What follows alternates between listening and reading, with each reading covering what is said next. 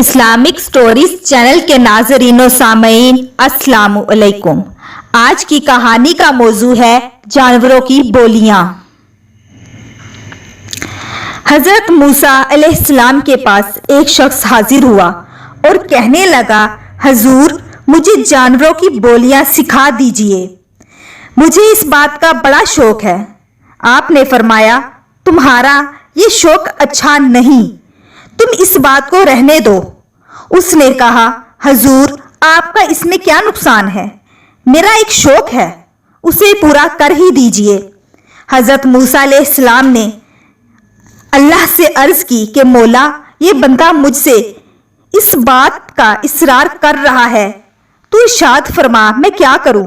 हुक्म इलाही हुआ कि जब ये शख्स बाज नहीं आता तो तुम उसे जानवरों की बोलियां सिखा दो।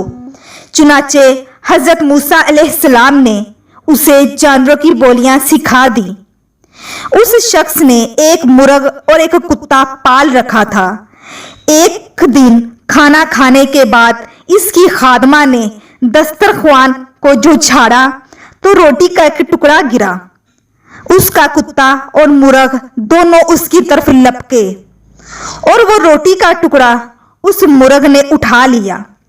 कुत्ते ने उस मुर्ग से कहा, अरे जालिम, मैं भूखा था, ये टुकड़ा मुझे खा लेने देते, तेरी खुराक तो दाना दुन का है, मगर तुमने ये टुकड़ा भी न छोड़ा। मुर्ग बोला, घबराओ नहीं, कल हमारे मालिक का ये बैल मर जाएगा, तुम कल जितना चाहोगे उसका गोश्त खा लेना। उस शख्स ने उनकी ये गुफ्तगू सुन ली और बैल को फौरन बेच डाला।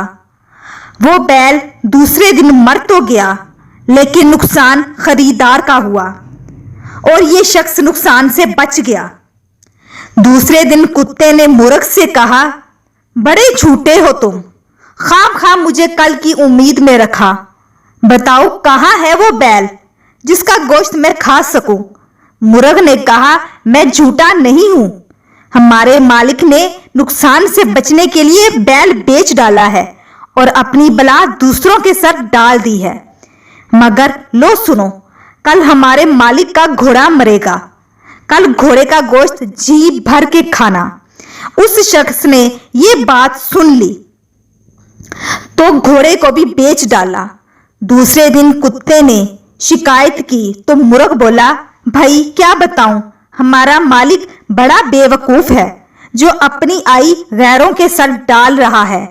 उसने घोड़ा भी बेच डाला और वो घोड़ा खरीदार के घर जाकर मर गया है।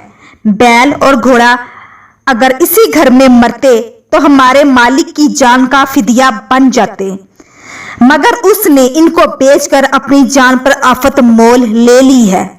लो सुनो और यकीन करो कि कल हमारा मालिक खुद ही मर जाएगा और उसके मरने पर जो खाने पकेंगे इसमें से बहुत कुछ तुम्हें भी मिल जाएगा।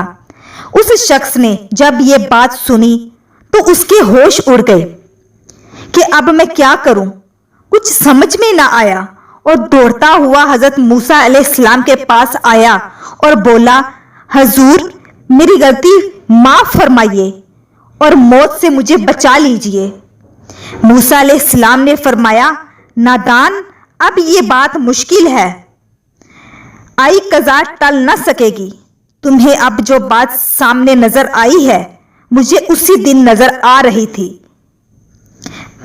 जब तुम जानवरों की बोलियां सीखने पर इसरार कर रहे थे। अब मरने के लिए तैयार रहो। चुनाचे दूसरे दिन वो शख्स मर गया। सबक, इस कहानी से हमें यह सबक मिलता है, मालो दौलत पर अगर कोई आफत नाजल हो और किसी किस्म का नुकसान हो तो इंसान को गम और शिकवा नहीं करना चाहिए, बल्कि अपनी जान का फिदिया समझकर अल्लाह का शुक्र ही अदा करना चाहिए और ये समझना चाहिए कि जो कुछ हुआ बेहतर हुआ। अगर माल पर आफत नाजल ना होती तो मुमकिन है जान हलाकत में पड़ जाती। इसके साथ ही हमें इजाजत दीजिए। अल्लाह हाफिज।